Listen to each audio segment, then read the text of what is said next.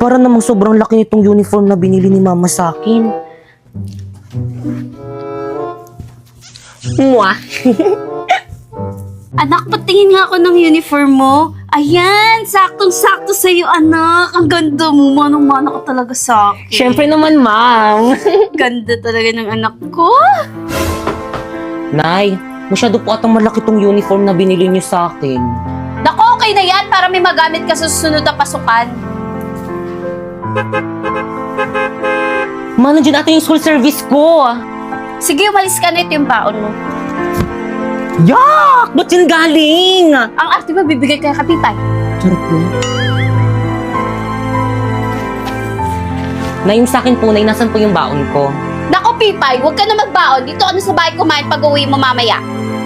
Ay, sige po, Nay. Dito na lang po ako kakain mamaya. Paano po?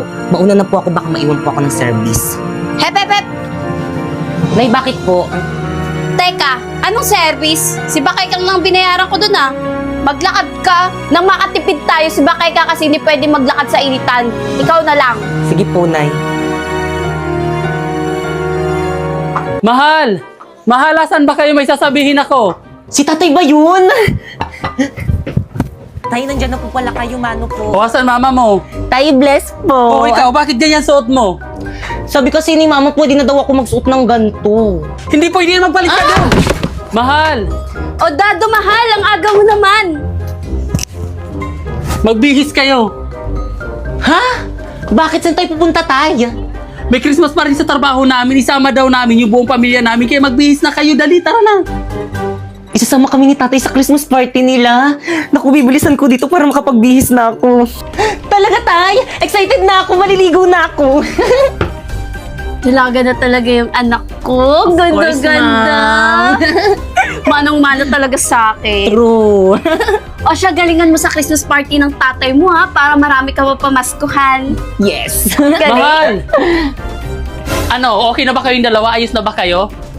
Naku, Tay, kanina pa talaga kami ayos ni Mama. Dali na, tara na. Malilit pa tayo sa Christmas party. Tay! Sandali! Tay! Tay! Oh, Pipay, bakit nakabihis ka? Kasama po ako sa inyo, di ba Christmas party niyo po? Kakantan ko po yung mga boss niyo para marami po akong pumaskuhan. Kakantan ko po sila ng ganito.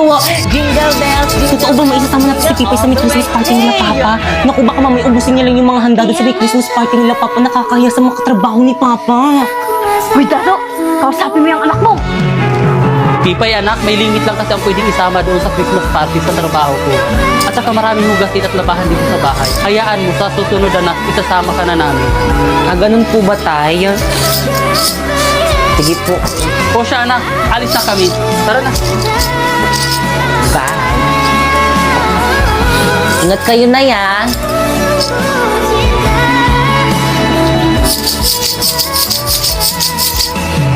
Wala pa ba sila, tatay? Gutom na ako. Kanina pa ako hindi kumakain. Ayun, nandiyan na ata sila.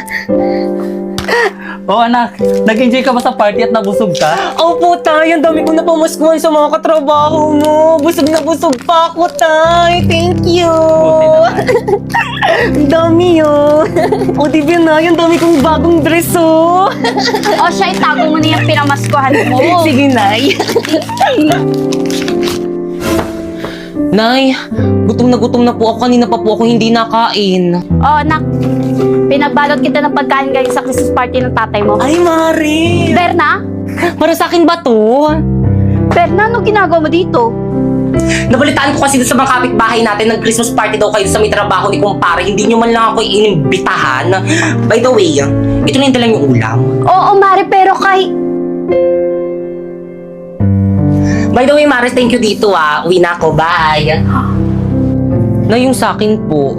O siya, anak, mangutang ka muna sa tindahan ng sardinas. O sige po, mangutang na lang po ako ng sardinas. Marife! Marife! Marife! Aling Berna, ano ginagawa niyo dito sa may bahay namin? Nasaan yung nanay mo? O Berna, ang aga mo naman. Ano? Anong petsa na hindi pa rin kayo nagbabayad ng renta dito sa may bahay nyo? Aling Berna, pasensya na, hindi pa kasi dumarating yung sahod ng asawa ko eh. Naku, hindi ko nakasalanan yun. Lagi na lang kayong late nagbabayad ng rent dito. Naku, kapag hindi kayo nakabayad ngayon, mag-impake na kayo, maghanap na kayo ng ibang paparentahan nyo. O ito, bill nyo sa kuryente, bayaran nyo yan. Ay! Oh, mahal, ano narinig kong ingay kanina? Naku, Dado. Ang lalaki ng bayarin natin ngayong buwan. Kuryente, tubig, pati renta dito sa bahay. Kulang pa yung sinasahod mo. Paano na yung pagkain natin? Hayaan mo, mahal, gagawan ko yan ng paraan.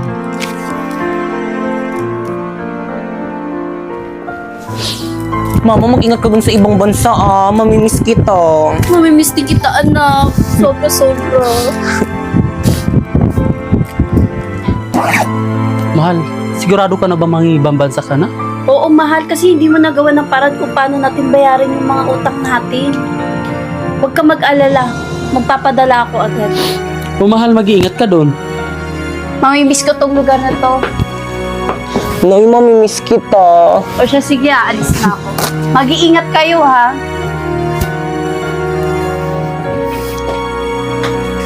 Mga anak, hali kayo dito, nagpadala nanay nyo. Talaga, Tay? Ayun na ba yung mga regalo sa atin ni Mama?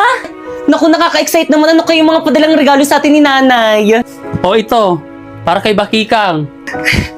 Wow, ang ganda! Color pink! O, kay Bakikang, sa'yo ulit anak. Wow, sa akin to lahat! Meron kaya ako dyan? O, ito, para naman sa akin. Dito muna. O, anak, sa'yo ulit to, para kay Bakikang. Sa akin to lahat? Legit! O, ito, last, para kay Bakikang. Totoo ba? Pipay, baka lang nakalimutan ng nanay mo yung regalo para sa'yo. Di bali anak, sa susunod pag nag-usap kami, ipapaalala ko sa kanya yung regalo mo. Okay lang naman po sa akin miski wala akong regalo. Naku, Tay, ang sabihin mo, hindi lang talaga siya naalala ni Mama. Nak! Ay, sorry.